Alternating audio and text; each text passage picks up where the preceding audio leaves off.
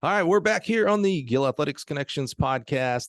This is something that we started last year where the USTFCCCA, the United States Track and Field and Cross Country Coaches Association, who you just heard last week from their CEO, Sam Seams, every year they go out and find the best high school coach, boys and girls, for each state. So they name, 50, like DC as well. So 51 boys state coaches of the year and 51 girls state coaches of the year. And then I don't know how they do it because it's so many amazing coaches out there. They boil that down to one national high school coach of the year. And we're lucky. We've got the boys, the 2022, right? Is that the right year? 2022 National High School Boys Coach of the Year. Help me welcome the wise, the wonderful Mr. Tim Byrne. Tim, how are you, sir? I'm good, Mike. Thanks for having me here today, man. All right. Well, now I'm about to do the hardest thing I think we're going to have on this podcast today. You notice I normally say I've got the coach of such and such university or such and such high school. I cowered it out. I didn't even say, but I'm going to try it. Okay. So Tim here, our guest, the Boys National Coach of the Year, he coaches up in Delaware at Salesianum High School. How'd I do? You nailed it, man. There you go. Man. Salesianum. I love it. I love it. Is that the name of the town? What is that name? Salesianum is the name of our school. It translates in Latin to House of Sales, meaning it's a byproduct of St. Francis de Sales, our patron saint. I thought you were going to tell me the House of Sales. I thought this was like a sales professional workshop. I was about to get really excited here. Oh man. Okay. All right. Funny enough, when we run, we run at nationals. That's our tag name. We can't run under Salesianum, so we run under House of Sales because it literally means Salesianum. I love that. Do you have a shirt that says House of Sales? I don't, but we need to get new pennies for nationals this year. That's another story I could tell you later, how we almost got DQ'd at nationals this year. As if you ever get a shirt that says House of Sales or something, I got to be first in line, man. I would love to rock that. That's awesome. For the national sales manager. That's right. Exactly. Well, Tim, man, really thank you so much for being here. Really happy to have you here. It's really a big honor to be named the National Boys High School Coach of the Year. I mean, there are 12 to 15,000 high school programs out there.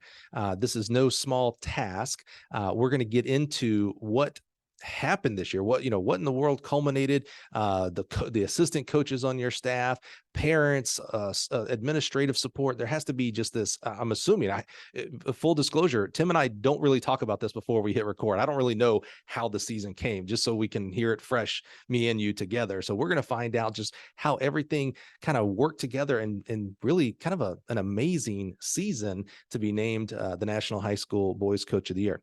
But before we get there, Tim, let's kind of get in our Wayback Machine here and let's learn more about you. At some point, assuming you were an athlete, at some point, coaching switched from something that's done to you. Coach barks out, go do this, go do that, and you say, yes, sir, yes, ma'am, and go do it. To it had to switch in your head to an idea of like, oh, wait a minute, like I could do this. Like I could actually coach. Like I could be a leader. Where does coaching as an idea of a profession come into your life? Well, I don't know if I ever thought of it as a profession, but the first time I ever really gave any credence to it or thought about it was, I think like a lot of guys and a lot of young boys, as their father. Mm-hmm. Your dad is one of your first coaches. And for me as a youth football player, my dad coached me in youth football. My dad worked for PSE&G, which is an electric company in Jersey. He was doing workout on cherry pickers, eventually moved his way up. He's working in the office. One thing he always stressed me, or always told me, rather not stressed me, but he said is he kind of had some regret. He wishes he went into teaching and coaching. And I always remembered that. And that from that point on, when I was little, I was like, I want to be a teacher and a coach. I didn't really think of coaching as like a job. I was like, it's something that you just do if you teach. Mm-hmm. And that was kind of my first foray into everything was definitely my dad saying that to me. And from there, I knew growing up, I was like, I want to be a teacher and a coach. And I did pivot for 1 minute there. I had a little, at some point it clicked in my head. I was like, well, you're not going to make any money being a teacher. So you need to do something stupid. You need to do something different because that's going to be stupid if you just do it. So I get to UD. And I initially wanted to declare environmental science because, that's going to pay the bills somehow. That was, I don't know, it was different. I was like, all right, let's do environmental science. I took 2 weeks of chem And I was like, this is it for me. I'm going back to doing social studies and special ed. So here we are. I think Kim 101 has killed many, many dreams. I was so far over my head. Oh my gosh. You No. know, it's interesting right off the bat, Tim. You talked about your dad's, I'm gonna say advice or lesson. He probably didn't even know he was giving you a lesson. It was just his speaking his truth and his reality when he talked about, boy, I had one kind of regret. I wish I'd have become a teacher. Regret is a powerful tool, one that we can either use because we don't allow ourselves to have any regrets, or if we do things and have regrets, the tool of like, man, I wish I could have done something different. So now what do I do today? Knowing that, I mean, that's Yeah. really interesting that your dad almost sacrificed to have that regret for you so that you didn't have to go through that. I'll bet that one small diversion to environmental science. Yeah. I mean, That's and I'm that kid that always, I think there's a lot of kids like that. All they want to do is like, they want to make their dad proud of them. Like, and they want, sure. that's he was like, that's my hero. Like, that's who I want to be proud of me. And like, I'm always thinking about him, and everything I do, it's like, I got him in the back of my mind. Like, I'm always thinking about him. And that's no slight to my mother as well. I love her so much. She's Sure. the best. She's kept our family like in a great spot. But just dating, especially with coaching and teaching, it just hits like really close with my dad. It's like very, very close. And you talked about regret. I have tons of regrets, and I tell the kids all the time, like, we tend to learn through regrets, and we learn the hard way a lot in life. Like, that's how we actually learn. You just hope it's not so bad that you can recover for it. But Right. I mean, I got a list a mile long of regrets and things that I wish were different. So you mentioned UD. I'm assuming that's University of Delaware. Yes. So were you an athlete there, or just through high school, or what? yeah. So growing up in New York, grew up right outside New York City. Went to high school in North Jersey, Don Bosco Prep, which is an all boys Catholic high school, very similar to Salesianum. That's a big time football program, right? I think I've heard Yeah, Don Bosco a lot. Yeah. Okay. yeah, national champions Uh-huh. in football. I played, played football, did track and field at Don Bosco. Lot of life lessons were there. Some of my best friends from there. And then coming out of Bosco, had the opportunity to get a track and field scholarship from the University of Delaware. So came down to UD in the fall of that 2010, I believe. Get to UD, recruited by Jim Fisher was our head coach at the time, and then somebody who I'm sure we'll talk about a bunch today is Larry Pratt. Was one of the best masters throwers in the country, and he was the throws coach at UD, I think, for 53 years. Wow. Very, very long career at UD. It's one of the best throws coaches in the country that nobody's ever heard of. And that's not even true, because he's also a national record holder as a Masters thrower. Wow. Masters throwing is another thing we could get into a bunch. We could talk to you about that. So I get to UD in the fall, get my first season. We're in the middle of our first season, our first indoor season, and in the January of 2011, we get a call or get an email saying that we have to meet down at the Bob Carpenter Center, and Bernard Muir is our AD at the time. He's now the AD at Stanford, and we find out that our program's being cut and that our program's being eliminated.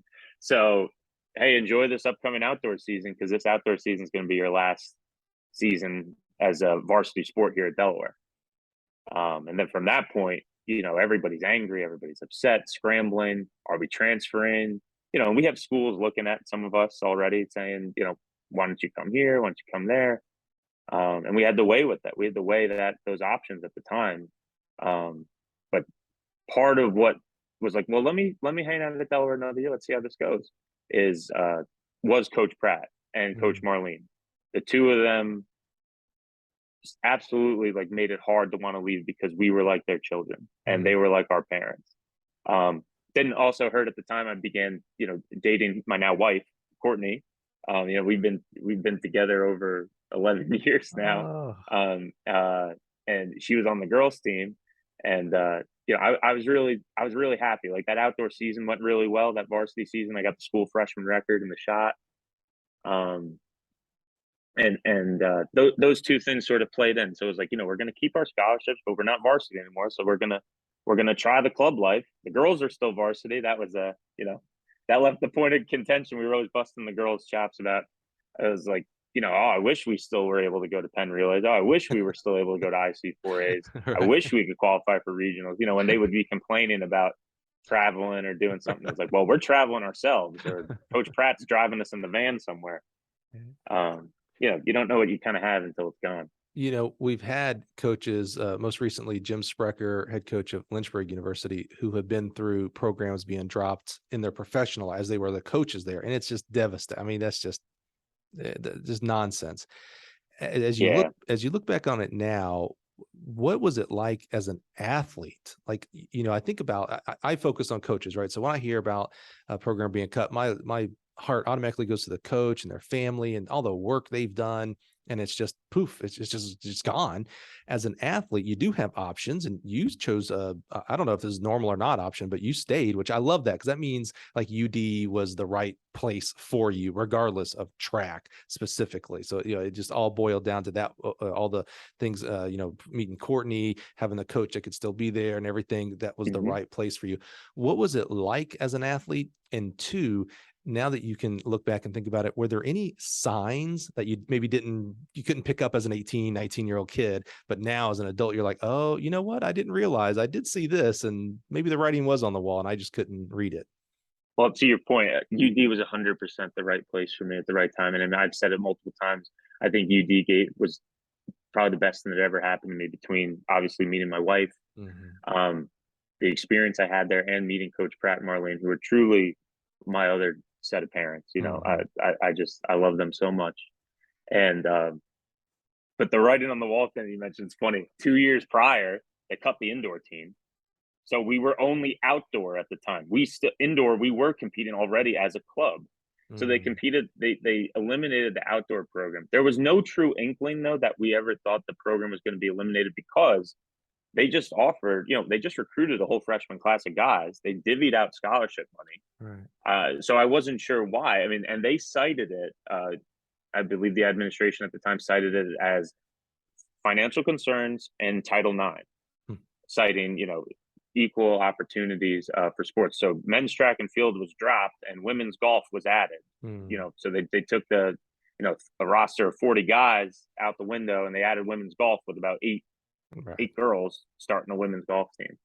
So it was an unfortunate part of it. Luckily, the nature of track, and we can compete club, we could compete unattached, but there was something very, I don't know whether the right word is either like emasculating, or there was something like very hollow about getting your varsity status like ripped away from you. I think we all, like all of my throwing teammates and I, like struggled with that, losing that sense of being a varsity NCAA athlete. Like, we were outside of the weight room. Thank God UD let us still lift in the varsity weight room and use the strength coaches. I mean, we were kind of eliminated from a lot of the other like day-to-day operations in the athletic department. I mean, to this day, my wife still gets letters in the mail from the athletic department asking for donations, and I don't get anything. And I think it's in part because they we were wiped off the face of the earth. Like, I don't know, they don't look at us as a sport, or maybe because they're like, we cut this program. We're not gonna ask you for money. But I do love UD. I do love UD. It gave me some of the best things ever in my life. That was a decision that was, those were other people in the background making those decisions. What's UD's? Are they the Mud Hens, or is that Delaware State? We are the Blue Hens, baby. The Blue Hens. That's it. Yeah, we I are the love it. only female mascot in Division I sports. That's Is a that fun right? little trivia fact. That is correct. Oh, wow. Blue Hen. So is that but you're going to get so mad at me as a UD alum. Is that a chicken? Is that what that is? It's a fighting bird. It's a fighting bird. Okay. It's a fighting bird. I mean, I don't even know. Like, I don't know if I'd call it a chicken, like chicken or hen or whatever. I know it's a fighting bird. Okay. It's a blue hen and it's a female. So we need to get like a football game or a dual meet between University of Delaware and Coastal Carolina. They're the Chanticleers, and that's also, I don't know if it's a chicken or something, but it's a fighting bird. It's exactly what it is. Yeah. The only reason I know that is, one, they're in my alma mater's conference, and two, our one of our sales reps here, our pole vault expert, was a pole vaulter at Coastal Carolina, and they play my beloved Troy Trojans, and lately they've been coming out on top. So I got to hear about it from this guy over here. So yeah. Did you take the time, like you said you kept competing because you had these amazing coaches and Coach Pratt. Did did you continue competing like as an unattached or as a club athlete, or did any thought ever spin of like, okay, well, maybe I should like start helping out the girls team as like a coach? Like did coaching start coming in like, oh, maybe I should just kind of start transitioning that way? No, I mean, we just stayed right on competing, and we competed as club athletes and as unattached athletes. Um, the thought of, obviously we were still practicing with the girls. We were still working with Coach Pratt and Coach Marlene. We were still in the Delaware field house, shot, weight, fall lifts, disc, hammer, the whole shebang, and traveling to meets, Hmm. right off the jump. And so the year after, this is where we kind of hit like the biggest like adversity point that I kind of think back to. The year after we were cut, so following freshman year, we get to the fall competing. Not competing yet, preseason stuff. Everything's going okay. We get to November about 2011, and my father had passed away at that point, and this was he had been very sick for a while. In 2007, when I was in high school, he had another stroke that sort of really messed up his depth perception. His diabetes really started getting a hold of him, and he was really deteriorating both like mentally and physically. I mean, he wasn't the same person. It's very sad to like watch somebody go through that. To like, I'm not I'm privy to that. So he passed away. I'll never forget it. It was the night before it was going to be my 20th birthday. I'm out with Courtney, and I'm talking to my dad on the phone the night before. I just hit an all-time bench press PR, and I am not a strong guy. I'm a thrower, but I am not super strong. At the time, I think it was a PR. I think I hit 335, which you talk to most throwers and be like, that's not that good of a bench press for a thrower. So I'm telling my dad about this. We're all excited. He's like, oh, okay, like, what are you doing tonight? I'm going to hang out with Courtney. Tomorrow's my birthday. We're going to do whatever. He's like, okay, I'll talk to you tomorrow. Wake up the next morning. Thank God Courtney's with me. And I get a call from my home phone. I see it on my phone. It says home. I'm like, oh, it's probably my mom and my dad calling me. And I'll never forget it. My mom calling me on the phone and saying, she's like, honey, dad had another stroke last night. Like, he passed away. This is the morning of my birthday, and this is my father passed away on my birthday. It's something I'm always weird now, like a little bit about my birthday, in part because of that. And from there, we fast forward a month, we get to the indoor season. I'm still practicing, but I could tell you, Mike, like the head wasn't in it, the heart wasn't in it. Way too much time doing things I shouldn't have been doing instead of training. I mean, I had a pretty bad indoor and outdoor season. Didn't even break my PRs from freshman year after a great freshman season. And at that point, I just kind of drifted through the outdoor season. It was just sort of a lost year. We get to the fall of 2012, and something just clicked in my head. Like I said earlier, like you want your dad to be proud of you, and from that point on, it was like you have. You live two lives at that point. Like, you live your own life, you live the life, for your dad. And like, you're like, that's why you bring a certain like attitude and energy to what you do, because it's not just about you anymore. And whether that's my own like mental or personal psychological things to work through, with a therapist or something, I always took that on as like you live two lives. And like, I had to do it in my head. It kept me going. I was like, you have to do it for your dad. I was like, and if that means like, I wanted that UD school record. Even as a club guy, I was like, I'm getting that UD school record. I'm getting my name up on that sign. All right. And in some way, like, that'll magically fix everything. And like, that'll, I know my dad wasn't coming back, but he'd be proud. And I hope he is, regardless. My mom and people tell me all the time that he is, and he should be. But it's something I think about, and I have to work through that myself. So that's what got me going again, was really just that bad year, thinking of my dad, and was like, all right, now we're taking off. Junior season went great. Went to club nationals, took a shot put title, big PRs out at Indiana University. Oh yeah, very, very nice facility. Yeah. That was the only time I've been in Bloomington, because we were cut, couldn't go to regionals. I know they used to have regionals at Bloomington every once in a while. And then we get to senior year at UD, really on the door of that school record, man. I'm about like a foot off. And then my senior year outdoor season, just caught a shot real bad off the index finger, and my index finger was just fried, and I couldn't release it anymore. And I'm sitting there about to graduate, and I'm like, crap, I have, I'm not going to get this. Like, my season was over in mid-April. And then that transitioned to a whole nother story. But that was sort of the UD career. That was the trajectory. Coach Pratt with me along the way. When I talk about my second dad and my second set of Yeah. parents, those two got me through that time unquestioned. So did my wife. So did Courtney. And Mhm. Courtney, was my girlfriend at the time. And we had, we'd been dating, but I will never forget how she was with me when I got the call that day to find out that my dad passed away. And I'm not like ashamed to say, I think I cried for like 12 hours Sure. straight. And she sat with me the whole time. It's interesting, Tim, and it's the not only how you speak of your dad, not only what you speak of your dad, but how you speak of your dad. Like um, yeah, it's painfully obvious the love that you have for your dad. And I know, we can't go through it twice and things like that. You probably relive it in your head a million times, but like, and I'm a little different when I think about people passing away and things like that.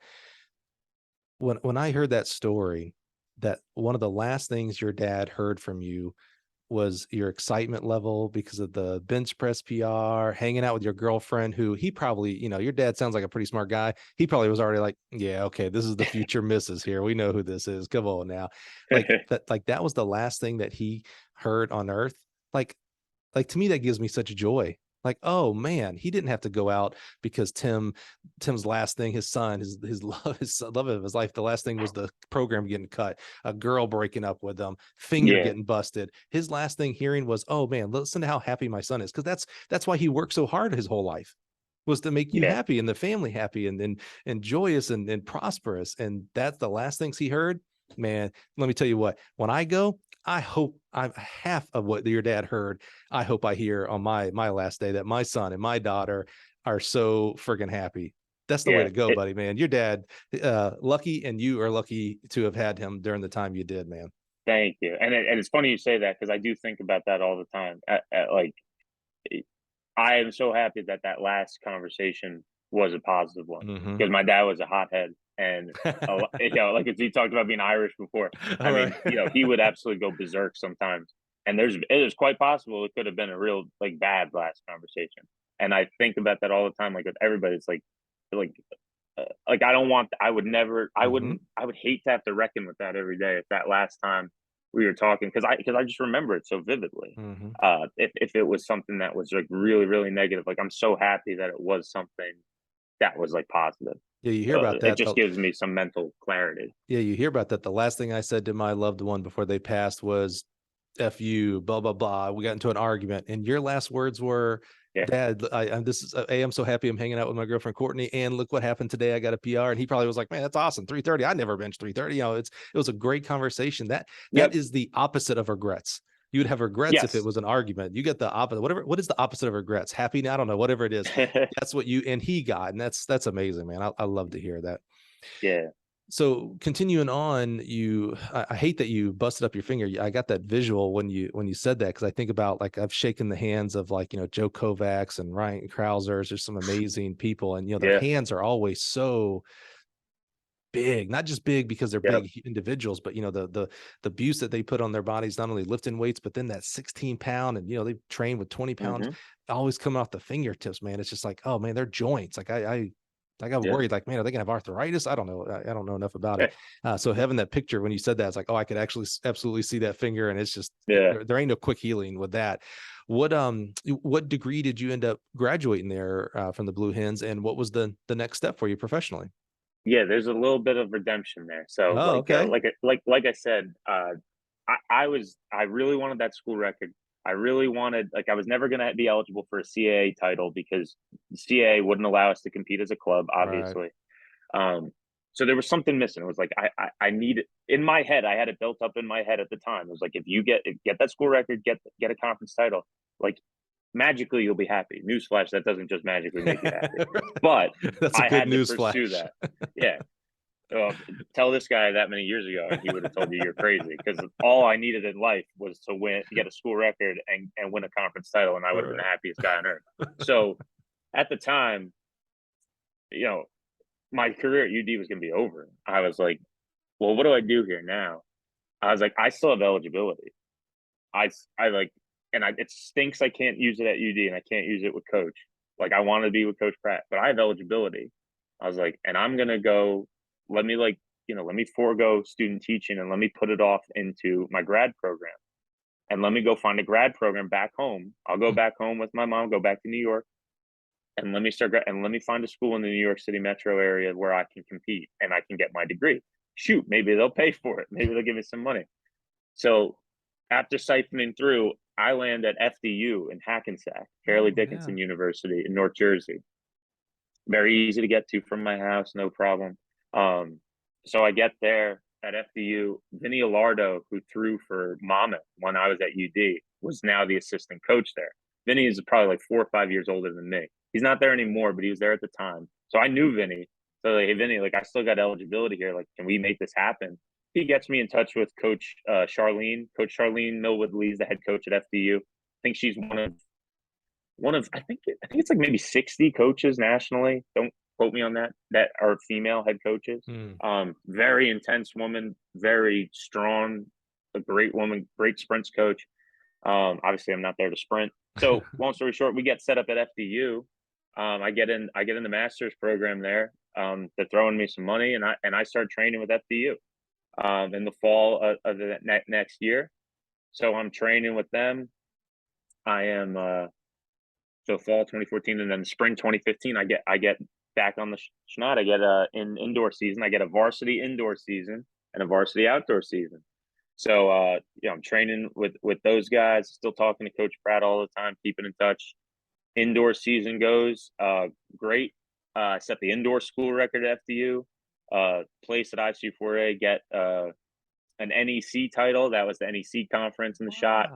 Scored some points in the weight. Fast forward to outdoor season, Penn relays, boom, check, get in the Penn, which I was happy about again. I went as a freshman at UD, but I wanted to go again, got the Penn, win the NEC outdoor title in the shot and the discus. Add on top of that, get the field event athlete of the meet.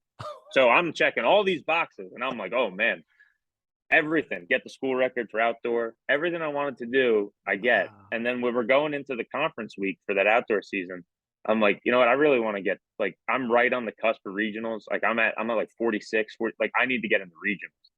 So I just shifted what was going to make me happy to a whole new thing. And long story short, I go to IC4As. I don't get into regionals because I get bumped out by a couple guys. I get knocked down below the 48. So it's like you get what you want, and then all of a sudden you wanted something else. So I still left there. I was like, I did everything I wanted to do, and then I was like, if only I made it to regionals.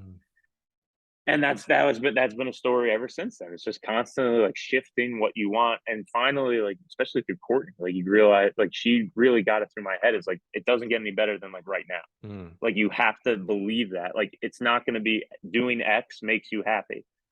When I started coaching, it was like, well, when I win my first state championship at Salesianum, I'm going to be happy. When I win Coach of the Year award, which is still crazy that, there's definitely more deserving people, but that's going to make you happy. All these things that I always thought I wanted, like I've been able to like earn, and I'm so happy about that and get them. But it doesn't necessarily just make you happy. That's like one thing I've really learned. Isn't that a crazy tug of war? Because on one hand, you're pulling and you're like, I need to be happy where I am right now, where my 2 feet are with my family, my athleticism, whatever else is going on. But then you have the other side pull and go, well, I always want to be striving, especially as athletes, because we are always like, what's the next PR? What's the next conference title? What's the next regional, et cetera? If I go to nationals, well, how do I get to the next place up? How do I win? And then it continues, right? Because, okay, now there's national meets and then there's Olympic. It never stops. Like, I don't think even when you set the Ryan Krauser, world record holder and Olympian, gold medalist. So is he done? Where do you go? Yeah, where do you go? I'm willing to bet he's not. Like he's like, all right, well, I guess I got to set the world record. Kovacs is now on my butt, so I better throw even. I can't rest. I got to throw even farther. No one's ever won 3 medals in a row or whatever. There's always something. So you always had that tug of war of like, man, I always want to be striving for the next something. It's what you teach your athletes, right? How do you continue to strive and push forward? Yeah. But yet also pulling on that same rope is, well, I should be happy right where I am as well. Like my identity is not wrapped up into what my PR or conference title is. It's in a whole bunch of other things. It's a tricky, life is tricky, right? I mean, maybe we've learned that at this stage and age of our life, that life is just tricky. You just touched on something. I truly do. Like I can recognize it now. Like struggle with times with wrapping up my whole identity in this stuff, like in what I'm doing, like in coaching. I mean, I also coach football here at Sally's, like, and I work with the freshmen a lot. And Mike, I swear, I get so nervous and worked up before a freshman football game that nobody sees, that I know nobody's thinking about aside from the guys that are in the program and maybe their parents on the sideline watching. And I just think like that's what I wrestle with it in my head. I get so worked up, and it's like you're tying this up with your self-worth, with your identity. I mean, then there's a great line in The Sopranos, I think, where it's like early in like season 1. I know like Hesh is talking to Tony or something. He said something like, "Man is in toto driven by his insecurities." Well, yeah, he is. Yeah. You know, like it's a great way to get some stuff done. But you know, if you still don't have peace of mind and sound up here, it's bad for you. Like I'm constantly working on that. I think we all are, right? I mean, if someone would comment off that and say, well, I'm not, and I'd be like, really? Are you lying to yourself? Because I mean, I know a lot of people, and there's always some insecurities and wrapping your identity into others and other things and other titles that really at the end of the day, the priorities might be a little unprioritized correctly anyway. So where does you got your, so tell me your degree at Delaware, and then what did you get your master's in? So I did history education for Delaware, and at FDU I did master's in teaching. And then from there, I haven't done anything else, taken some other like additional coursework here and there to augment. But I have my license for special education and social studies education currently at Sally's. You know, I student taught back home in North Jersey at Anthony Wayne Middle School in Wayne, New Jersey. Shout out to my buddy Mike Alsa, was the best cooperating teacher I ever had. He's somebody I learned a ton from. But I was scared as hell teaching for the first time. And that man took me in, like, held my hand through it, walked me through it. He showed me what it's like to be. He's the example I think of when I think of like a good teacher. That's a guy who's a really good teacher. And teaching is coaching. We know that. Mike is somebody who got me much more comfortable in the classroom, much more comfortable in myself and dealing with the kids. I mean, he's just the best. And I still try to keep in touch with him from time to time. Why? You know, this has nothing to do with coaching of track and field, but I'm curious because you said, you know, Mike really helped you, like, you know, proverbial held your hand because you were scared as hell. I'm curious because it's like, well, first of all, Tim, it's not an environment you weren't unaware of. You were a student yourself back in middle school.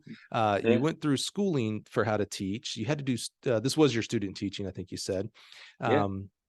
You have, you've had people with all their eyeballs on you when you're in the middle of a ring throwing, but now standing in front of 20 to 30 12-year-olds has you scared stiff.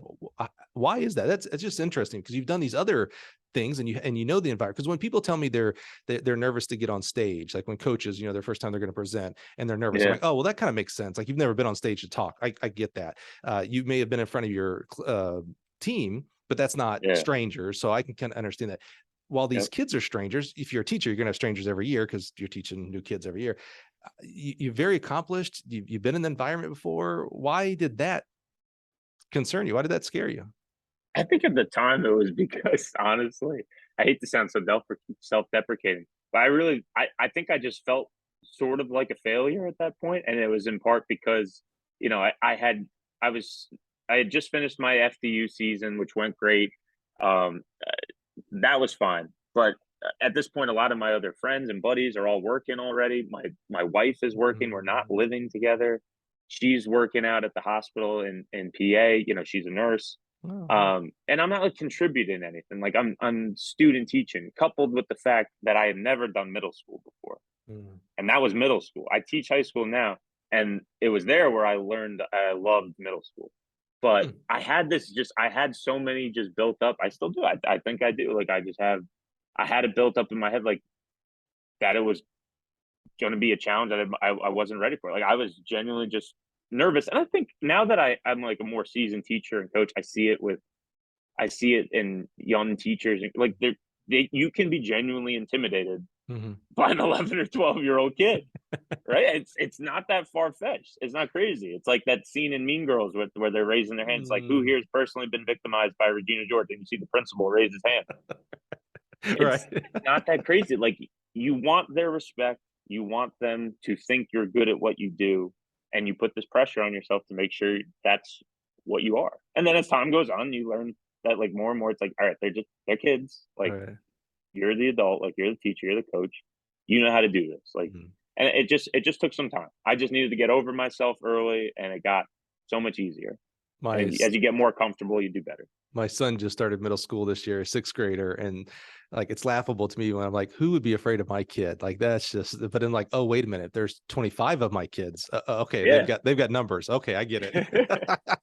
That's right, man. Well, you obviously got over it because you were continuing to teach. I love that. And Yeah. and you mentioned you certified, and I know we talked before that you teach special ed programs and classes as well, which I have a real soft spot. My best friend in the whole world, shout out, he's not a track guy at all. He's not even going to listen to this, but my best friend in the whole world, we grew up like brothers, is my dear friend Brian Sanborn out in Maryland, and his younger brother Bobby has Down syndrome. So I grew up with someone who had Down syndrome, and volunteered in the classrooms and things like that, and just had to learn how do you work and live with an individual that has this and things like that. So shout out to you for being a special ed teacher, because my wife is a substitute teacher, and she's substituted in those classes before as well. And there are no easy days.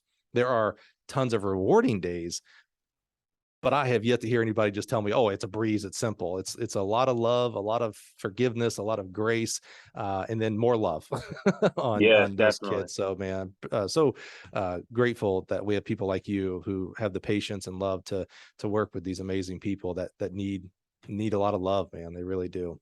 No, thanks, man. And we're a private high school in Delaware, so we're like an educational support program. And so we can't, like, we're not bound by necessarily like IEPs and 504s. I mean, we put as many accommodations in place that we can.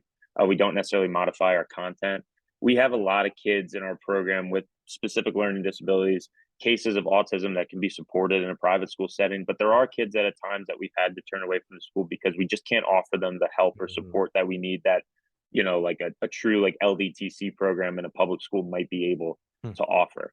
But that being said, I have the best job in the world. Like, my program that I'm part of here at Sally's, like, Christine Reineck's my co-teacher. She's like one of my best friends. The people I get to work with every day, Jackie Gaskell, like she's my boss. She's the director of ed support. I mean, we're so tight knit.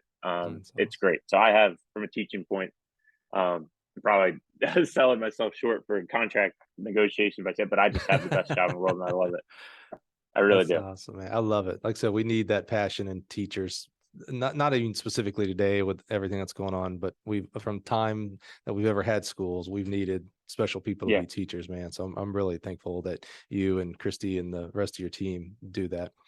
Go ahead, Mike. No, I'm sorry. Go. I was just gonna say, a lot of, like, I had some really, if you want to talk about like influence on me, I had some great teachers back at Don Bosco Prep, back in North Jersey and home. And I also had some horrible teachers and, some coaches that like truly shaped my philosophy, whether it was for better or for worse.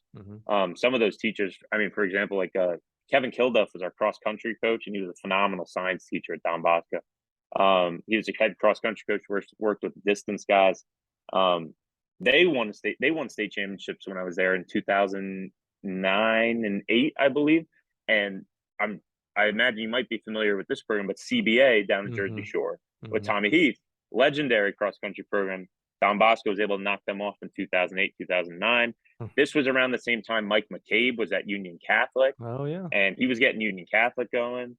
But I had so many good teachers there and so many good coaches there. Bosco was really where it like kind of taught me about like winning and like how to construct a track team to put together a winning program. I was also lucky that Jersey at the time was just churning out some amazing talent in the running and throwing world. I threw alongside Nick Vina. Oh yeah. So I got to watch Nick Vina's like meteorical rise through the ranks in Jersey. That was insane. I'll never forget the Meet of Champions meet in 2009 down South Plainfield, watching Robbie Andrews break 150 for the first time. And I'm a thrower, but like this is how I knew I was starting to love track. I mean, I'm loving watching the races. A lot of the other guys we throw with are like football players who are just like, yeah, I'm just here to throw and that's it. Like, I'm sitting there watching. I'm like, oh my God, he's going to go under 150 here. Corey Crawford, who I think now coaches at Rutgers, long jumper, he's U.S. trials guy. He was jumping like 25 feet in high school, and there was such a plethora of talent in Jersey at the time. Sorry, I kind of circled around it's all from good. just talking about good teachers at Bosco, but Bosco was definitely a very formative experience, shaping as modeling like good teams, good coaches, but also some how I would do things differently. Let's say that for sure. So I love that you shouted out Mike McCabe at Union Catholic. So that was last year's USTFCCCA Girls Coach of the Year. So he's now officially a Gill Connections alum, and was amazing to talk with him and learn his journey and what happened last year for his magical season. Yeah, and of course coaching, pretty good athletes, I guess, right? But he's just a couple. Just Sydney and a couple others. Obviously, she gets the lion's share of the attention, but. And I've never met Mike personally, but I mean, his record speaks for itself over the years with what he's put out at Union Catholic. I think, when we went to nationals in Penn this year, you just see their teams everywhere just raining hell down on everybody. I mean, they're top notch. You know what I just observed is we both said Sydney and did not say her last name, but we both, and everybody listening right now knows exactly who we're talking about. We mentioned two other amazing athletes, Nick Vina and Robbie Andrews, who Robbie Andrews is still, it was at Drake. I don't think it wouldn't have been at Relays. Probably was at Nationals at Drake. Is one of the most exciting 800 meter races I've ever seen. With 600 to go. And I'm talking about when he was at 600 meters to go, the rest of the, 400 meters, 200 meters to go. The rest of the group had like 50 meters to go. It felt like this dude was so far out of the race, like he wasn't in the race, and he wins. It was that was Robbie's style. But we both had to say Robbie Andrews and Nick Vina, both amazing athletes in their own right. But Sydney, we just had to say Sydney. She's the Cher, she's the Madonna. You know exactly who we're talking about when we say Sydney. You're a big deal when you could just say one name. Yeah. And that's it. See, and everybody knows who you're talking about. My problem is people say my first and last name and they still go, who? I don't know who that Mike Cunningham. I don't know this.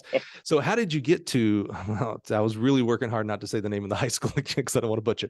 How did you get to Salesianum? Salesianum. How did you get there to this program and start leading this program? Well, again, I got Coach Pratt, I think, to thank on this one a lot because he had pointed me in their direction. But it's kind of like a little serendipity how I ended up here. So after student teaching is done, I'm applying for jobs all over the place. I don't know if I'm going to stay back home in New York, New Jersey, and teach.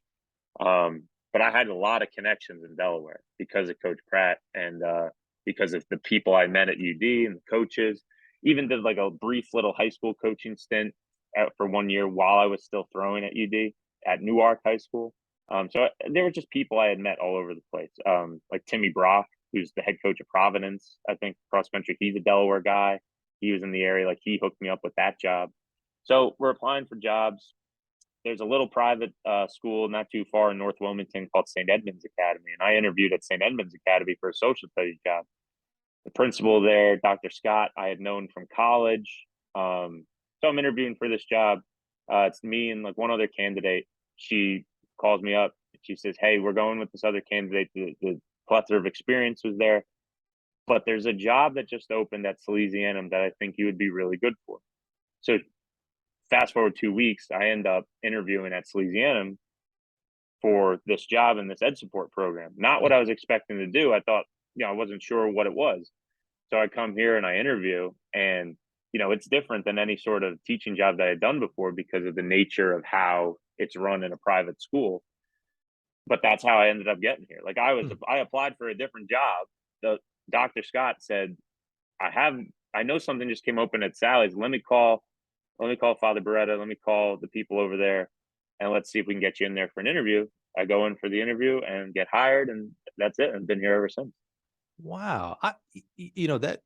That's so interesting because you've heard of these, whether it's an athlete or recording artist who gets a book writer who gets all these rejection letters. And so they pin them up on their wall and you're going to, the proverbial second round pick in the NFL says, I'm going to make every team that didn't draft me pay and all this stuff, right?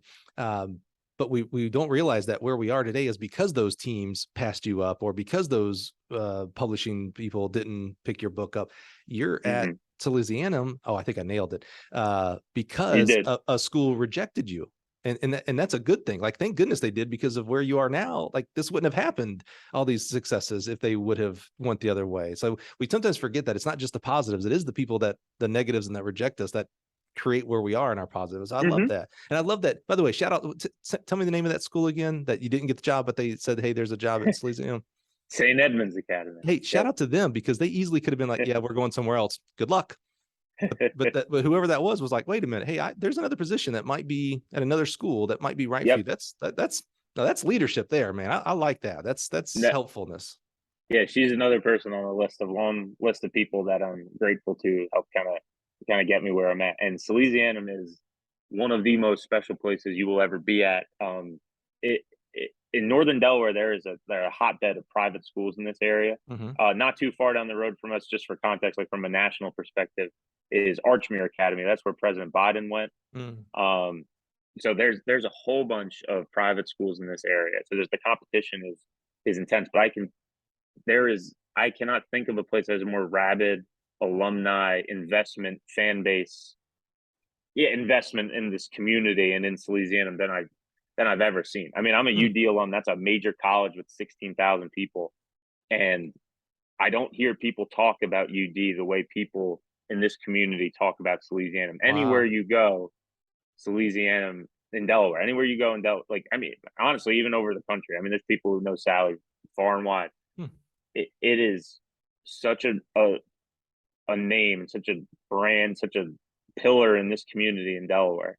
I mean, for example, like Mike, and I'm just going to toot like our horn a little bit here for a second. We recently, the last like 10 years or so, in terms of fundraising and donations, Salesianum's all boys independent school, it's Catholic school. Fairly, there's some upper class folks here. There's a lot of middle class. It was started as a really like a middle working class private school for boys in this area. We received 3 of the 30 largest donations ever to a private high school in the whole country.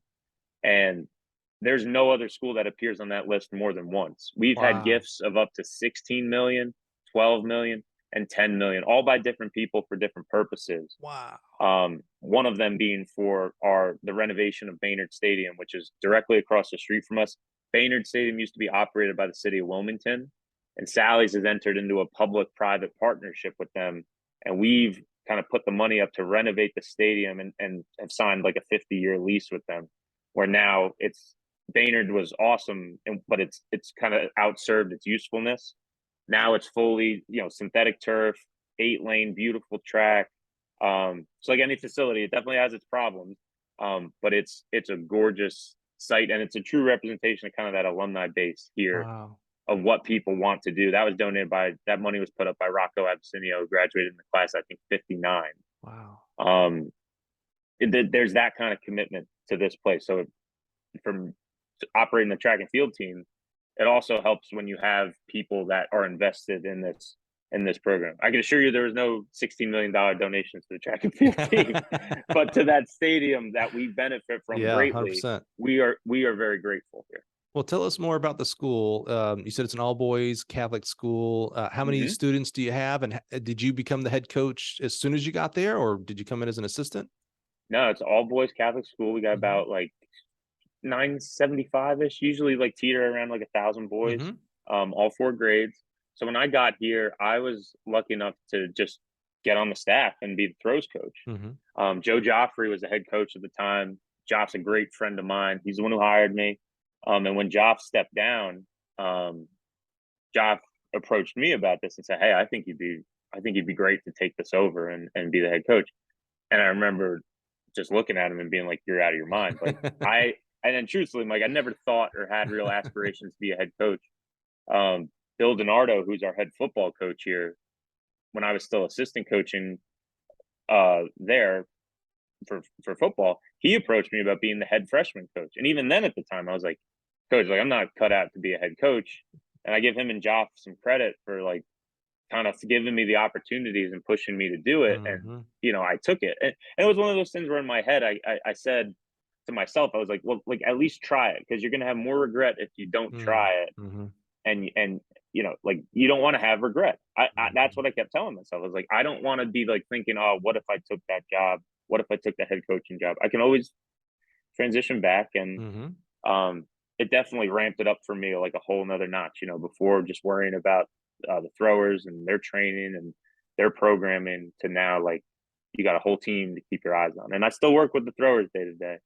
But God, we're lucky that we got the best staff in the whole state. I mean, my guys are just outrageous at what they do, and I'm so lucky I got them with me. I mean, like, this winning this award is very humbling and it's very nice.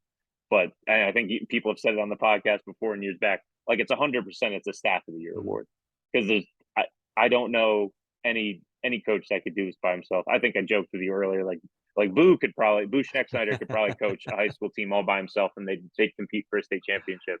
But I don't think too many other people could do that. So my guys are just the absolute best at what they do. Yeah, there's few people I'd put that bet on. Boo would be the odds-on favorite, though, for sure on that. Absolutely, Yeah. absolutely. I love that Coach Joffrey and the football coach. One of the powers of a coach is being able to see something in an athlete before they could see it in themselves. But that carries through beyond just the coach to athlete relationship. So here's two coaches who saw something in you before you could see it in yourself. It's like, hey, no, you could be a head coach. Like, you should do this. You should do the freshman team. You should do the track team. Before you could actually see, like, oh, wait, okay, I am a head coach. Like, this is something I can do. So I love that they were able to kind of see that in you before you could see that in yourself. So what's it been like? Tell us about, so how many years have you been the head coach, and how did this year culminate? And what I mean by that is, rarely is it this one year we had 20 transfers and this one freshman went from being a 16-foot long jumper to 25. Like, it's usually a culmination up to this year. Talk to us about that process. Yeah. So I've been with Sally since about like 2015 or 16. I can't remember. It's 15 or 16. But I've been the head coach since about 2018, the wintertime. So get to the spring 2019, we're lucky win a state championship. I think we won by like maybe 10. No, not even. Maybe like 6-7 points. But we squeaked it out, got a state championship in 2019. That was awesome. That's a big deal. Yeah. That was huge at the time. That was the first one where I was like, oh wow, that was our first state championship. And that it's always like the most special one. Sure. And you get it in your head, you're like, oh, like, win the state championship as a head coach, like, you did it, like, you're gonna be happy. It's like, nah, like, it doesn't work like that, because then you're just fixing to next year. I mean, you enjoy it in the moment, but like, you struggle with that. Indoor season the next year, we squeaked out another one in indoor, very tight, but a hell of a job by our guys. 4x4 came through big. Got helped out with some relays. 2020 season goes down the toilet because of COVID. Very confident we would have had a team that would have just put a hurting on people. I think that year we had some studs. Me and my coaches joke a lot of times is like I'll be the recruiter.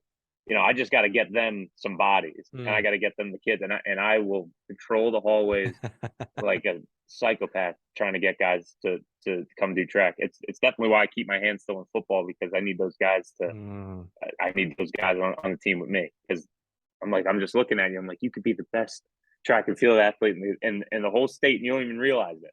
Like, just eyeing up the calves, looking at those jumping calves. And I'm like, you're a 45-foot triple jumper, man. You just don't know it yet. You think you're a running back, you're a triple jumper. So fast forward in there, get to 2021, goes really good. 2022, this last year, again, incredibly good. We came shy of the state record for points at the state meet by 7 points. Oh. And Mike, truthfully, it's because we had guys, everybody did great. We had, unfortunately, one of our best 100 guys false started in the 100.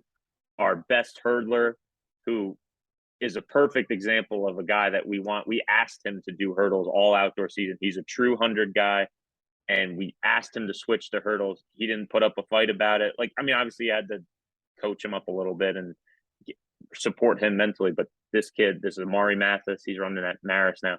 He went out, did the hurdles, got so good, worked his way up to the number 2 seed at States, but he hit a hurdle in the prelims, fell. So like, and he was seeded to get, I think, either 8 or 10 points. He was either seeded 1 or 2. So our 100 guy fall started. So we threw away kind of like 20 points, 18, 16 points right there. Wow. Just on those 2 events. I was expecting to hear like the Cinderella everything went perfect story. There's 2 big losses. Yeah. Those are 2 huge losses. We're lucky that one of my core beliefs and what we do here is we got to be deep top to bottom. The way it's structured in Delaware for the state meet is, you have to qualify. If you had an automatic qualifying mark, you're in. But the problem is like they cap it at 3 guys. So I got a really deep group of sprinters this year. The last couple of years, we have a really deep group historically of distance guys. But I can't enter like 5 or 6 guys in states. I get a cap of 3 guys in every event. So because of that, like my thought process is like, I want 3 guys in every event. And I want, if you're good enough to qualify, you have a shot to get some points. And the last couple of years, our depth has been unreal. I mean, we have entered 3 long jumpers, 3 triple jumpers, 3 shot putters, usually 3 discus throwers. This year we got 3 pole vaulters. In the state of Delaware, pole vaulting is not the strongest event. We're lucky we have the top pole vaulter in the state. But we were able, my pole vault coach was able to work with a couple of our guys, just get them clearing some heights, getting them over 11 feet. That was enough to get in this year, and boom, doing their thing. And that's just more points on the board. So how can we maximize our point total here by being deep throughout in all of our events? I'm hearing you score in the sprints and hurdles, which means relays. I'm hearing you score in the distance. You mentioned jumps with pole vault even. I haven't heard throws. Those are my guys, and so I'm always trying to like last to credit them. We had this year. I had my deepest top 2 throws group I've ever had. Like my 1-2 guys, like Chris Galati and Jason Bezick. They went 1-2 in Division I in the shot put this year. Wow. And they went, I think, 2-4 in the discus. Chris was a state champion in the shot in the outdoor season. Jason, indoor season, won the shot put. So they went, I think, 1-3 in the indoor season. So to get that for Chris too, like that kid absolutely just busted his ass for us all year. Everything I asked him to do coming out, he just got so much better. I think he was like a 4-foot thrower his junior year. Works his way up to 55 feet this outdoor season. Never thrown disc before this year. Got to about 150 feet in disc. Was able to put some points up on the board. But I mean those 2, very proud of them. They were a huge part of what we did. And obviously, you know how it is with the throws. We're off on the side. We're out in the field. Very, very rarely. I'm sure Gil has made a couple nice tracks recently where you have the nice throwing cages on the inside of the track. That doesn't lend itself too well for high school meets though, because you have kids running around all over the place. Somebody will get killed. So they throw us on the side. But I always try to make sure they get a little pub.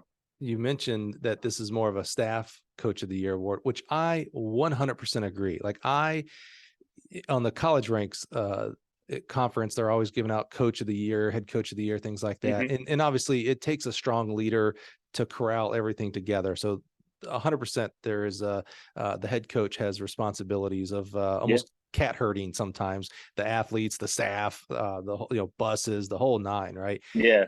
But I've yet to see, like on the college level on the conference side, a conference ever be won with just the sprinters, and that happened to be the head coach, right?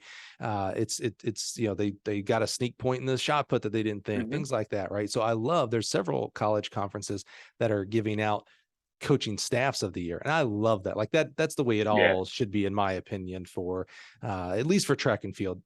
Football, maybe you can make a case because of the personality and what the head football coach has to do. I don't know. I don't live in that world. But for track, it's a staff. Even if an assistant coach's kids don't score, that assistant coach has done other things for that program that have helped them win the conference title. I guarantee it. No coach lives on their own on a staff, high school or college. So knowing that, you name these amazing athletes. Break us down your staff. Who's the coaches there? Let's give some shout outs to these guys and gals that obviously you're doing a great job leading and are doing a great job leading their event areas. Yeah. And I like I said, I'm a very small piece of the pie. Like with my throwers, I like fake as a sprints guy here and there. Like during COVID, I couldn't get in the weight room here at school. So I started sprint training because I needed something to do. And honestly, I get that. Like I knew some stuff here and there. I was good enough to be dangerous with the sprints, but that absolutely just like catapulted my sprint coaching sort of like journey or quasi journey. But the guy that I've learned so much from is our sprints coach here. That's Steve Lee. Steve Lee has been with me since I got here at Sally's. You know, Joffrey hired him.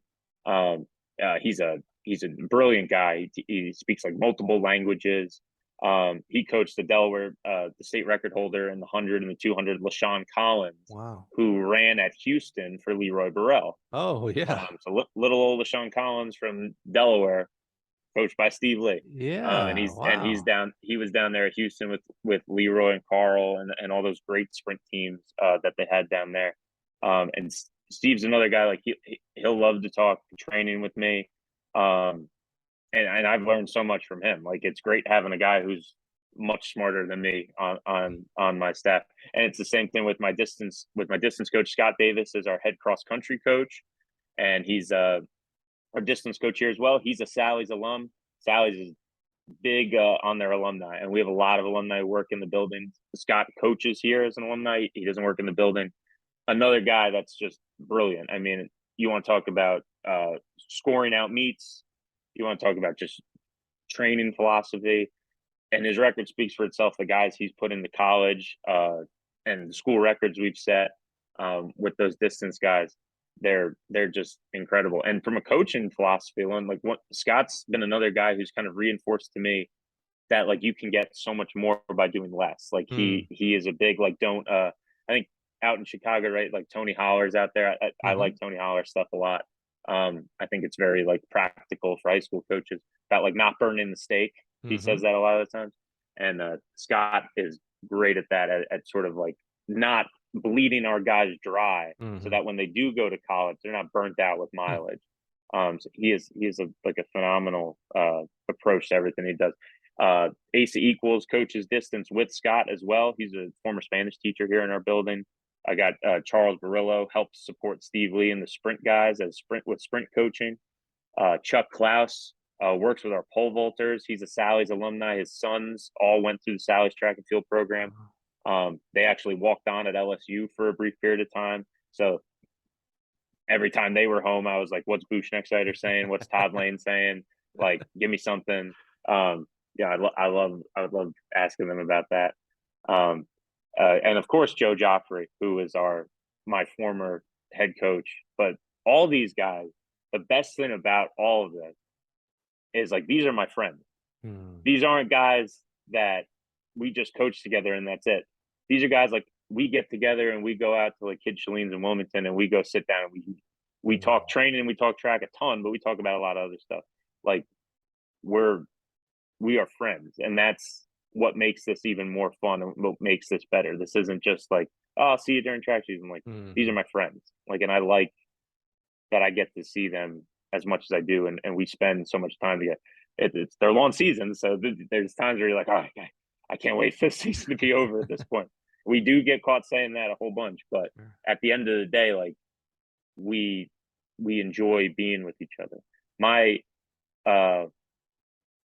There's I'm not going to reference the guy, but this is a guy from back in my Bosco days who used to say this, and this is one of the truer things he definitely ever said. He used to talk about for programs and building a program that you had to have.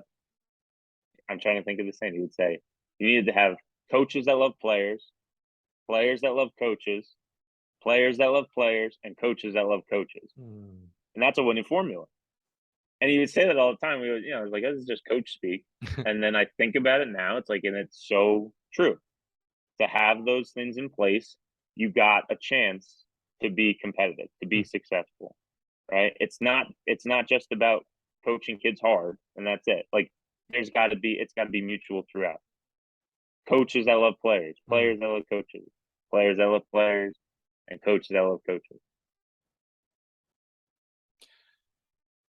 I love that, because I think those last two are probably oft forgot. Like when you say coaches love players and players love coaches, there's like, oh yeah, perfect, and period, into sentence. But I love that. Take one step farther, that you need players who love each other. It's a team and team camaraderie and culture. And this is probably the least thought of process. Coaches that love coaches, like you got to, your staff and support team have to be on the same page, so to speak. That's the drivers of the culture. So I love that last part. Well, love those coaches. We're gonna come back to them for a second. To win a state title, to be a false start away from the most points scored. I mean, oh my gosh, I can't imagine how bad he feels, and it's not his fault at all. It's just so amazing to even be in that position, to do something historic like that. There also takes an ecosystem around it, right? So whether it's administrators, volunteer parent helpers, working home meets, officials, who else helped in this culmination of this amazing season for you there? Yeah. Well, I got to shout out Michael Portale real quick, because that's the kid who Paul started. Oh. Michael is the best right now. He is the best sprinter to ever come through Salesianum, and he's got a lot of school records to show for it. And he's not doing too bad. He's running up at Columbia, so he's smart to boot. So he'll be all right. Yeah, but you're fine, Michael. It's quite okay. When I'm answering to you as my boss one day, Michael, just remember I shouted you out. Okay, just remember that. But as far as that admin point, yeah, I think any program that runs well is because you got people at the top who are supportive of it. I mean, that would, above me, that would start with the last couple of years. We've had a couple transitions at AD. When I first got here, it was Mike Hart. Mike Hart is a legend for Salesianum. I mean, he was here over 30 plus years. Long time AD at Sally's, and always took care of us. Staunch supporter of track and field, would show up at our state meets. When Mike was out as AD, transitioned to Scott Mosier. Scott Mosier was our AD for a couple of years. He's our head soccer coach. He runs a national caliber soccer program. Again, Scott would always try to give us what we need, would always be first to congratulate us, if things went well. Most recently, we transitioned to Katie Godfrey as our athletic director here at Sally's. I don't know if this is true, but I think when she made the transition to AD, I think they said she might be the first female AD at an all-boys private high school in the country. I don't know that, but regardless, it is fitting if that's the case, because she is a trailblazer woman.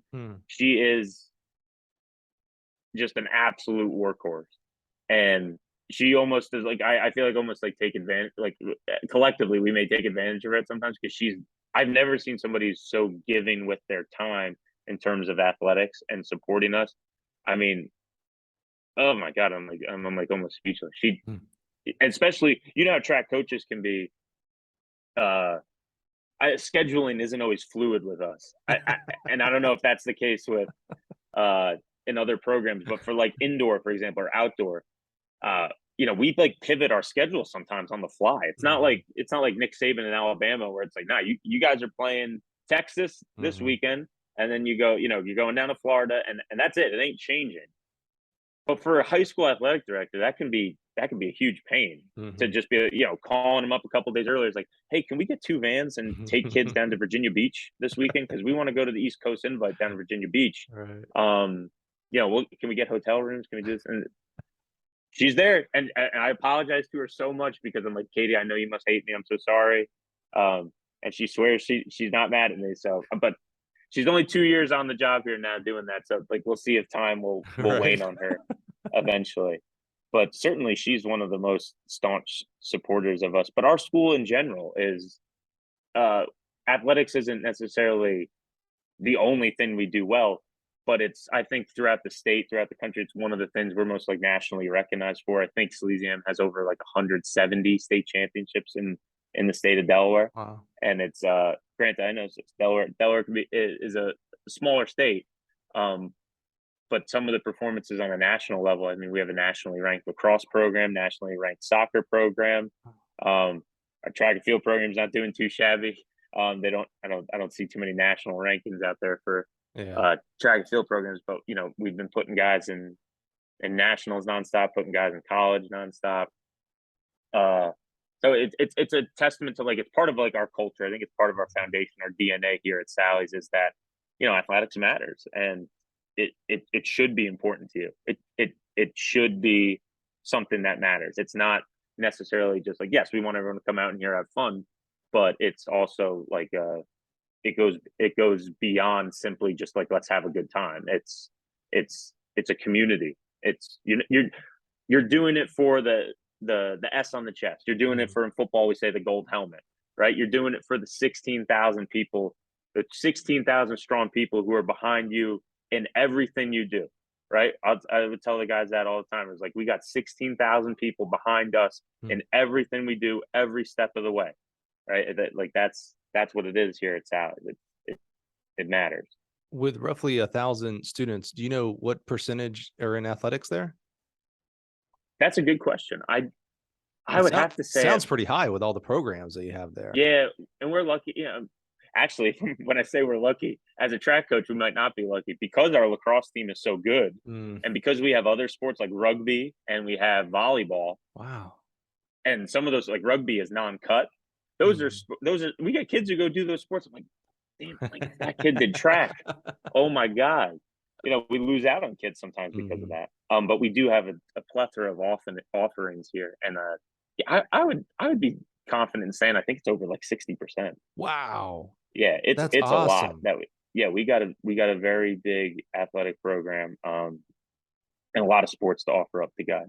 That's awesome. And lots of schools are cutting their freshman and JV programs, and we almost in every sport can field, you know, a JV and a freshman program. So we're lucky in that regard. Let's go back to this coaching staff you have there. What role does coaching education? You talked about you guys get together, you'll talk coaching philosophy and X's and O's. What kind of external coaching education, what role does that play for you guys? I think it varies, like, person to person. Collectively as a unit, we haven't done like I think we've all done our own trainings, like, you know, been to level 1, done plenty of coursework, done lots of flying around over the country or driving around to see people. During COVID, it was great to have the access to some of the Zoom webinars that we had. So many of those are just even posted online for free. And, you know, I'll be finding new ones every week and watching something new. Steve Lee, who I mentioned, our sprints coach, he needs no guidance on that. He goes and does something almost just about every year, whether he's hopping on a plane. You know, he's DMing coaches on Instagram. I think he's talked to like Mike Young a bunch of times. I know he's met. It's funny, like he went to Chula Vista last year, or maybe 2 years. No, not 2 years ago, because that was COVID. But he went to Chula Vista not too long ago, and he's sending me a picture he took with Ryan Krauser. And I'm like, oh my god, like, got to ask him X, Y, and Z for me. He does everything. But in a grand scheme of things here, to your point, is the coaching education stuff matters just as much, because you can't get complacent as a coach. You can't just be like, well, I think this is a Tony Holler thing. It's like a lot of coaches are like, oh, well, that's what I did when I was in high school, so that's what I'm going to do. And it's like, well, a lot of your coaches in high school, when you were in high school back in the day, are Neanderthals, you know, and they'll do things that frankly are like stupid or detrimental to your training. Like, yeah, let's do, you know, let's try to get fast by doing a ton of repeat 200s. I mean, that ain't going to work. Maybe it worked for some guys, but a lot of times you get some freaks, and, you know, anything you do with them is going to work. So it's about learning and about not getting complacent, trying to get better all the time in what you're doing. I've been out to Westside Barbell. Louis Simmons is one of the first guys that I was scared of the weight room as a high school kid. I was just a fat kid who was just big. So I got by on just being a big body, but I was afraid of the weight room. And Louis, I think, is what got me into the weight room. And getting to go out there, and he just passed away in March, was something that was very cool. That is a name that we have not mentioned in 100 and almost 80 episodes. For those of us who don't know Louis Simmons, I saw the documentary and knew about him by name and lore. You know, I wonder if we did mention him, Judd Logan would have mentioned him back in his episode back in the day. So I wonder, and there's two great gentlemen we've lost here recently, Judd and Louis. But talk to us about Louis, because you talk about culture and you talk about growing really deep in a small segment, right? Louis, when you talk about you were afraid of the weight room, well, that guy invented weight room. I mean, he Yeah. was just talk to us, give us a kind of your 30,000 foot level of who Louis Simmons was, and then talk about your experience working with him. Well, I can't believe I forgot to mention Judd Logan. And you're right, they do go hand in hand because Judd had visited Westside a couple of times and referenced Louis a lot in his training. Yeah, rest in peace to Judd. I mean, just talk about, for me as a head coach who's also a throws coach and a thrower, Judd is like my model. And his podcast you did with him was incredible. I enjoyed that a great deal. But Louis is everything you think he's going to be. Everything that you see in videos and that you read online about Louis Simmons when you meet him in person, he is that guy. I think the one thing that's missed is that he is so willing to share, and that's not even that earth shattering because people always say how willing he was to share. He really was, and you go and talk to him like he was a great teacher of what he was doing and his methods, and as much as the focus was on the powerlifting and people focusing on the steroids, what he did and what his programming has done and how it's being used in college weight rooms, high school weight rooms across the country can't be denied. It can't be argued that his methods can be applied to build some absolute stud athletes. And do I use them exclusively? No. Like I've used them plenty of time, but I mean, Louis, he's known for quotes too. I'm trying to, off the top of my head, like strength is never a weakness. That's 100% true. Scientifically, I mean, maximal strength, Louis says all the time, is the foundation of all other qualities. So if you want to be that, you want to emphasize great flexibility in your athletes or in your throwers or maximal speed, well, you better be strong, right? You have to be strong. And God, I'm sure other people know this too. Him talking about those movies. He loved those samurai movies. He loved like Shogun Assassin is the one that I always think of, and I think they reference that in the in that West Side versus the World documentary. And there's that, it's a chilling video where you see him, he talks about choosing the ball or choosing the sword, and that it's a clip from Shogun Assassin. And in the movie in Shogun Assassin, if the kid chooses the ball, he's choosing that he's going to go to heaven with his mother. He's gonna go to death, or he could choose the sword, which is to choose life. So Louis, I think in the clip says you either choose the ball or you choose the sword. If you choose the ball, death be upon you. He says if you choose the sword, you'll follow me on a journey into hell, and that's what this gym is, a journey into hell. It makes it sound real appealing. Yeah, right. But that's kind of in part what it is, like the whole coaching thing as it is. It's like I've talked about. I mean, I stress myself out so much. I get so worked up about things. I question myself internally. It is kind of like a journey into hell in a lot of ways. Like internally, like it can be. I mean, it's also one of the most rewarding things you ever do. But I think why it feels so good when you have that success is because of all the hell you put yourself through to do this. I think that's anything in life that's worthwhile is hard. I would say that, right? The good times feel so much better because of like the tough stuff you go through. 100%, right? From relationships to athleticism to our education, 100%. I that would be one thing. I don't challenge a lot of people, but that would be one thing I would challenge most people if they ever said, "Oh no, you could have good without bad. You can have all high without low." And it's like, I'm not sure that works at all in any aspect of life. Well, Tim, let's embarrass you here a little bit. Let's pivot from two greats, Louis Simmons, Judd Logan, to another great, and that's you, my friend. I would love to know. I wish you could see his face right now. I did that. I was totally setting you up there, Tim. I knew it because you love to talk about yourself. I'm being sarcastic if you can't tell. But our friend Tim here, you at some point this year, you were notified. I'm assuming, I actually don't know the process, but I feel like this would be the process, that you were the boys state coach of the year for Delaware. Is that correct? Yes. So I had got that this year. I had won that a time or two previously, I believe, as well. So that alone I thought was very cool. Yeah, that's what I was wondering. So what did that feel when you got the notification that USTFCCA sends you and says, "Hey, congratulations, you're gonna get this really cool." I love the trophy. Actually, it's really it's sharp. a little track. That's great, man. I love it. Yeah. And I can't. I almost forgot this. I'm glad we mentioned that trophy. Shout out to the U.S. Marines. They're one of the sponsors through USTFCCA for this award, and so thankful that we have support from outside entities. We can't just do this track thing with only track people and track businesses and track ask fans. We need outside sources as well. And so shout out to the U.S. Marines for sponsoring this amazing Coach of the Year award through the USTFCCCA. So you get this notification, hey, out of all the coaches in Delaware, there's a lot, you are the boys Coach of the Year for Delaware. What did that mean to you when you got that? Trying to think of like an answer that's not a cliche where it's like, oh, it meant everything. It's nice to feel validated, I think. I mean, I told you my wrestling with like thinking external rewards and just winning championships is necessarily going to make me happy. But that being said, it's still nice to see that like people recognize you for the things you do. I think we all want to feel appreciated and valued in what we do, right? If Gil gave you a trophy saying, Mike, like sales guy of the year this year, right? I mean, it goes a long way. I think people enjoy things like that. Boss, I know you listen to this podcast. You heard what he said, right? I just want to, if you need to hit repeat on that, boss, just go ahead. Just saying. All right, keep going, Tim. Sorry, I just had to put that on record. That's all. Yeah, it's I think it's a testament to the guys we have at Sally's, to the coaches on the staff. It feels good to have hard work rewarded. So to earn that award, similar if it's state coach of the year, national coach of the year, and we're going to call it staff of the year, I would say it's the same thing at the state level. I mean, I truly feel like every time we go out to a meet, I got the best staff in the state, and I would take any of my guys up against anybody else any day of the week. Like I go out with them. Like those are my guys.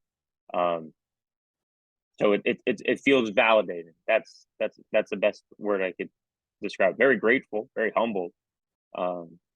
It's awesome. Any inkling that you would then be named out of the 51 other boys coaches of the year? And I ain't got to do a geography lesson here. Florida, Texas, California, all the quote unquote great high school track states that we have here, Illinois, Ohio, there's some massive amounts of track coaches and track talent that comes out. Any inkling at all that from this little state of Delaware that you were going to be named the national boys coach of the year? No, absolutely not. Zero inkling. And people, after it came out, it was just, I mean, it was a whirlwind of people calling and texting and emailing and sharing stuff. I'm not a social media guy, Mike. I actually don't have I don't have like Twitter and Instagram or anything like that. It's never been me. People keep saying I should start doing that, and I don't know, maybe I will one day, but I don't have anything. So my wife shows me a lot of stuff, and when I got the news that people were asking me, it was like, oh, so like, did you have to apply for that? And I was like, I swear to God, I did not talk to anybody about this. I got a nice message from Christina from USTFCCA, and I just read it, and I just read it back to myself. I'm like, no, I was like, they got to be kidding me. I was like, because I can just think of so many coaches that, I know from back home in New York and New Jersey, and coaches everywhere. And I'm like, and they chose me. I was like, how the hell did they get to that conclusion? But I loved it too. I mean, because it is, again, it feels validating. It feels of not just me, but of what we do collectively, of our guys and our team and our program. And yeah, it's nice to be recognized. Do I truly think I'm like the coach of the year? There's 1,000 other people who could honestly be 100%. I'll take it. I love it. I'm very grateful for it. I'm so happy that they are going to be taking me out to Denver this December to go to the convention.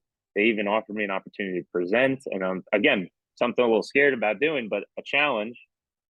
I don't want to have any regrets because I don't think I'm going to get another chance to ever do that. So I'm going to come up with something. I'm going to try to impart some wisdom on somebody. And me and Courtney are going to go and enjoy our time out there. And I hope to learn a lot, meet a lot of people out there. I love that.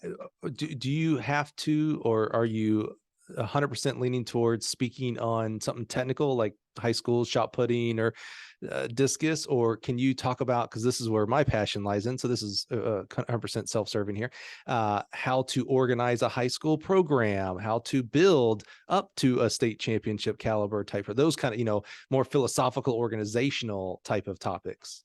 Yeah, I gotta talk with them again about what they would allow and not allow. But Sure. certainly, if I just wanted to bore everybody to death in there, I would just do another shot put Sure. presentation, Right. and I could be like, "Here's how you hold the shot, Right. and Right. here's how you hold the disc." Right. Right. Like I'm talking to people who don't know how to do that. I think, especially I when we talked earlier about the Vipers Track Club recently, and hmm I believe Coach Lowe had the title of like director of track and hmm field operations, right? hmm Not as like a head coach, and I love that because that a lot of times in my role, like that's how I feel too, is hmm like a director of operations. Like I so much of my time is behind the scenes stuff that's not hmm right out there on the track, even though I'm out on the track every day. But there's that whole other world behind you. hmm And I think that would be maybe for if there's high school coaches in attendance, even more valuable to do something like that. Yeah. I was thinking about that. Yeah. Yeah. How about what to expect when you become a head high school coach? So we have a ton of more assistant track coaches in the high school level than we do head coaches, right? And Yeah. some percentage, I'm betting pretty big, think that they want to be the head coach and don't really know what that entails. Yeah. So whether it's scheduling, budgeting, disciplinary, other things in your athletic department that because you're a head coach now, you're expected to work football games or whatever, blah, blah, blah. That would be very so that's more professional development style of a topic of, hey, you want to become a head coach? Well, let me tell you my experience. I went from an assistant to a head, and here's all the things I had to learn. Maybe you can Yeah. learn them now and be a mile ahead of me when you become a head coach one day. Yeah, I just have a passion. I know USTFCA does an amazing job. The technical speakers that are there. I mean, it's the who's who. It's the Bouchek Snyders. Judd Logan spoke. You Hmm. learn so much.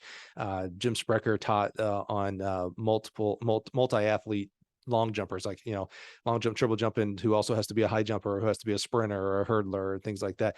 Those are awesome, extremely valuable for audience members to listen and take notes and become better on. But I just want more and more of the development of people who choose to be coaches. How to, Yeah. I hate the word work-life balance, but how do you work-life balance as a head or as a coach, whether it's on the college or high school level? How do you balance coaching in high school while also being a teacher? Teacher alone is a more than full-time job. Now add a whole nother sport, a whole nother job on top of it. That to me is something that is not talked about. We like to overlift college coaches in the sense of like, oh, they work 24/7, 365. And they do. It's the worst sport in the world. And what I mean by that is there is no day off. Nationals is in June. If you have a kid go to US, it's June and July. July 1 Yeah. starts recruiting. The kids are back on campus in August, and cross country season and off season practice starts. But there are no days off. There are Yeah. none. For high school, there might be. I don't know. I haven't coached high school in 25 years. Oh my God, I'm old. A long time. But I wasn't a teacher. So, I mean, add being a teacher and doing coaching track, that is also 365, 24/7. And you're dealing with younger people, 14 to 18 instead of 18 to 22, which can have its positive and benefits. So yeah, I would love, someone of your experience and where you are in your career as a coach and teacher to talk about, like, whether it's something about the head coaching side of it or just, philosophy of building a program, because you've obviously done a great job there with your staff building a great program, man. Well, thank you. And I truthfully might be the worst person to give a presentation on that because, like, as I'd say, and I don't say this to be like a martyr. I say it because it's just I'm aware of it. My work life balance is atrocious, and Mm-hmm. part of it's probably also coaching football because Mm-hmm. I then go right from football to indoor to outdoor. The Mm-hmm. summer's really my time to kind of have a Mm-hmm. respite. We do nationals and Mm-hmm. whatnot, but uh, yeah, what I could say to somebody is like, have an amazing wife. I'm Yeah, so lucky 100%. that Your spouse is 100% an asset. Absolutely. if Courtney is so supportive of this because she knows this is what I do and this is what I like to do. Mm. And she's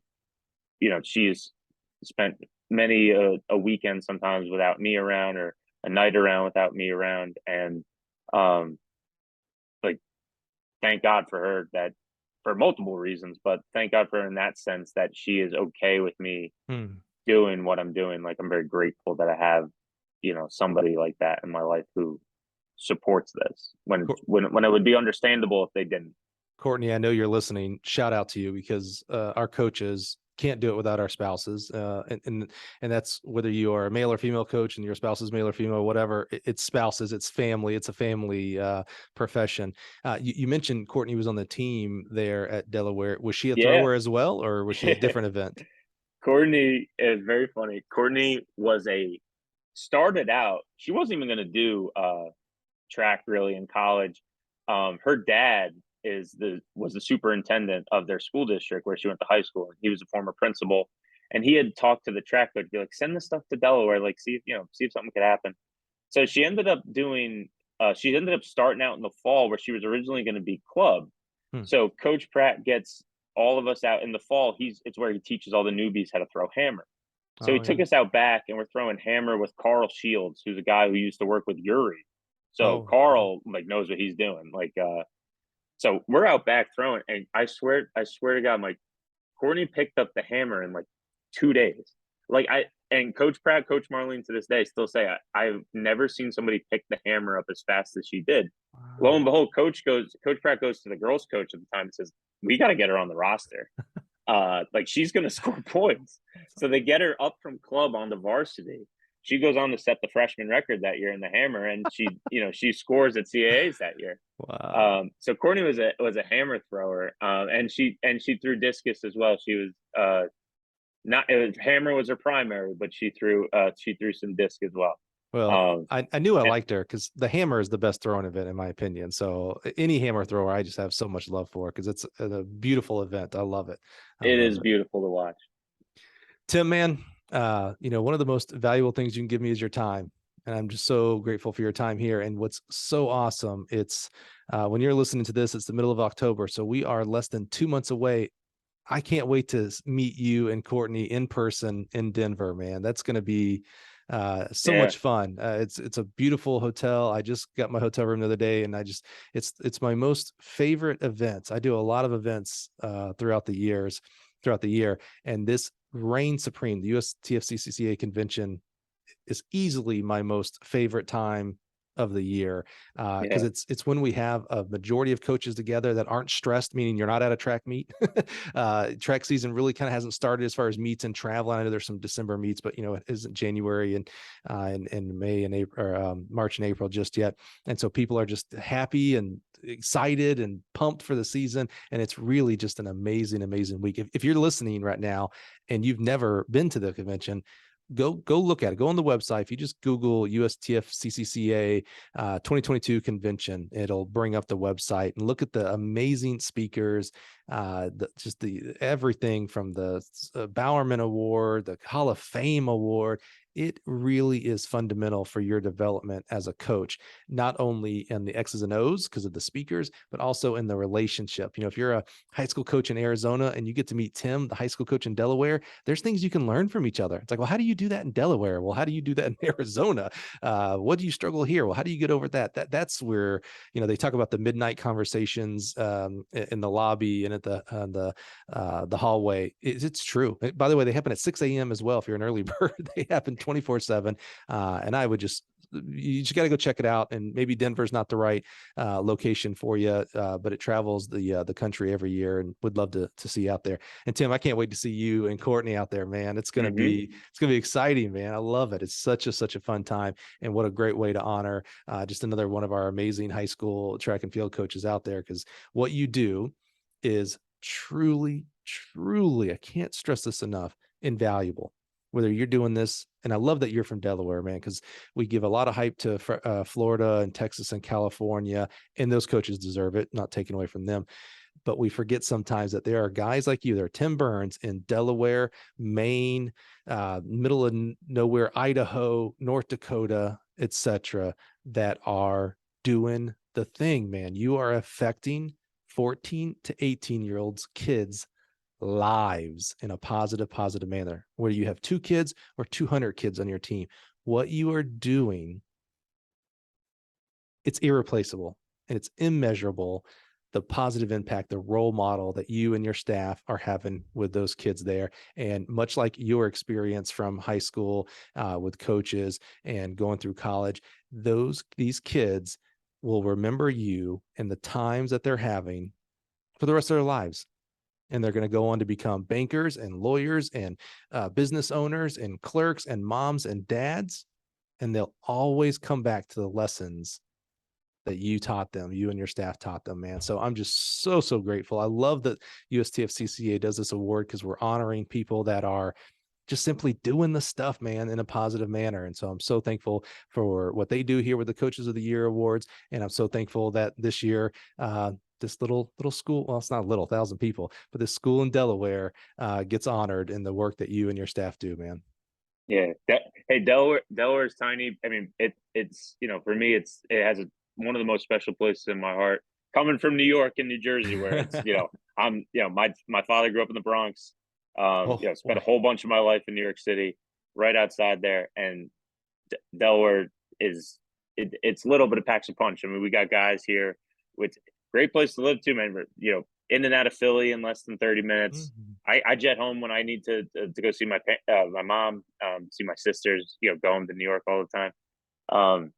But Delaware for me is a very, very special place. I love that this is also just getting Delaware maybe a little bit more recognition than it usually does. 100%.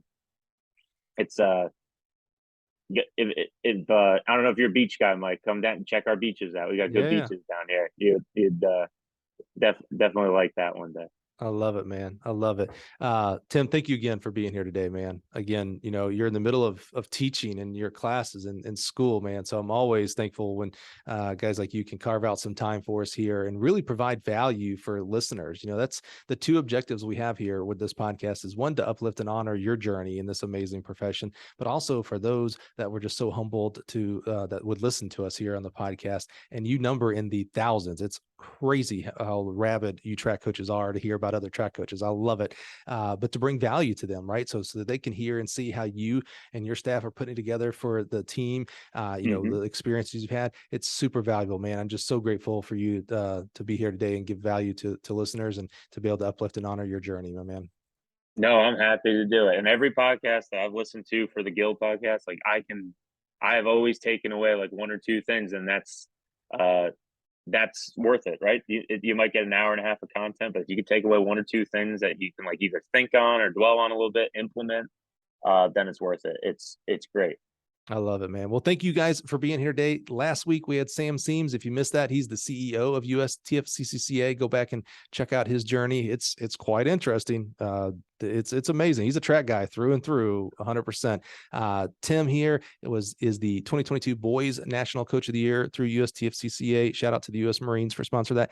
Next week, so we got a trifecta here. Got a little Coach of the Year sandwich, if you will. The girls Coach of the Year, and I love Tim's from Delaware. Well, Desmond Duncan, Dunham, sorry, from Washington D.C. I love that. It's another one of these. We don't talk about D.C. track and field, but guess what?